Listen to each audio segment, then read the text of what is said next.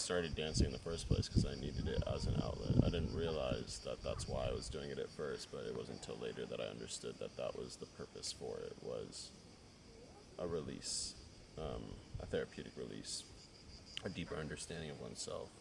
I learned how to like really break down kind of the things that were happening to me instinctually, and I noticed that when I found out how to communicate that, my mind became more and more free by doing it. And then that chase of freedom was something that I was interested in exploring and working with other people. So I really had to learn how to break down some of the smaller things, the circles, the stabs. And then I started working with pop artists that didn't have a dance background, and found that they were really caught in their own minds. And so I really needed to figure out how to get them to feel free and have tools of improvisation that allowed them to get free. And then as I started further and further exploring it around kind of when the pandemic was happening, I learned that that was a really great kind of system to work with other dancers and people that I was working with. And then it kind of taught everyone how to work together, but also how to get out of their own head.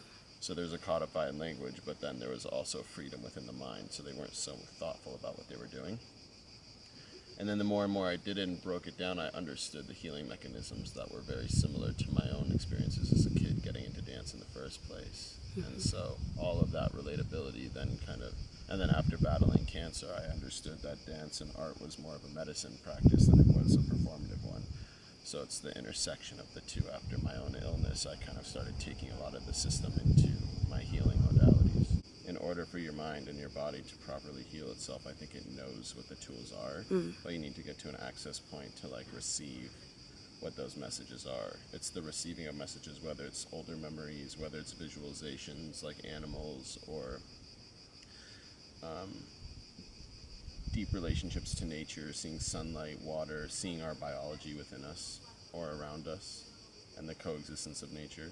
I got into dance initially because I needed it as a therapeutic tool. Each time I was having a difficult time at home or in school or independently, I always went back to dance and found my answers through movement, locking myself in a room and just healing. In order for this flow state to be very rich and wide in capacities, one thing is practice, but inside this practice is also the act of failing, to go and play, without thinking. That this is very precious, and then all of a sudden you feel like, wow, it's not that I was here and I go from A to B to C to D, but I went from A to maybe a language that never didn't exist, to come back to myself. But I felt like, wow, okay, all of a sudden something happened. I arrived to this flow state, but which was not even the flow state I controlled. It really went somewhere else. That was very, very truthful, and and there was a lot of new information there. If we only control what we want to do, then I will never arrive there, because this place arrives through not controlling.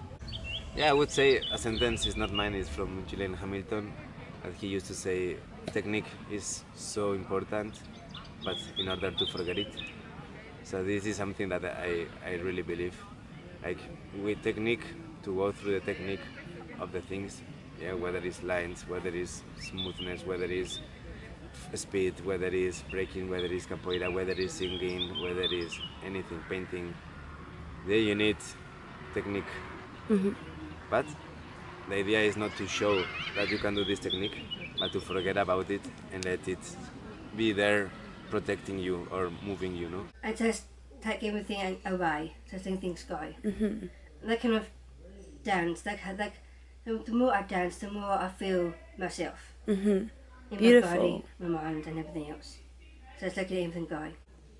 It's like when you're trapped inside a box and you try to escape, and I use my contemporary dance to escape that.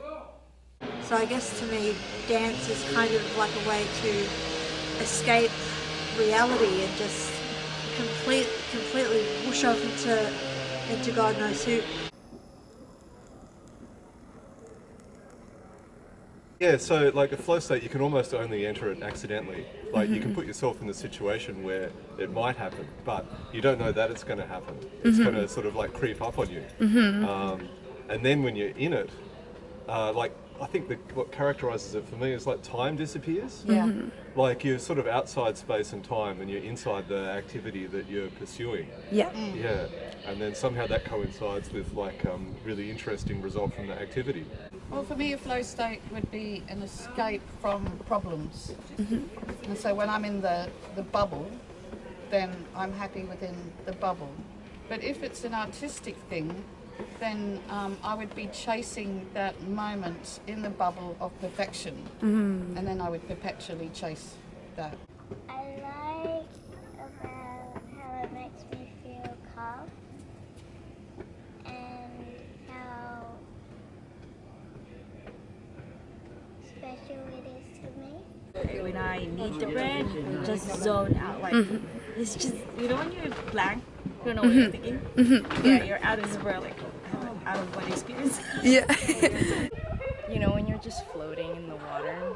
And I like when my ears are like in the water so that I'm breathing, but then I can hear like how the water goes in and out of my ears. And I find that flow state of mind really similar to when I'm in the water and like your ears are underwater and you can't hear anything and you're just kind of floating and you're at peace with whatever's coming into your mind. You can't hear your thoughts, they aren't rushing or pounding in your head, and it all just kind of sinks in. Because I'm no longer, I'm in my body. I'm aware of my body and I'm aware of the space that it's moving in.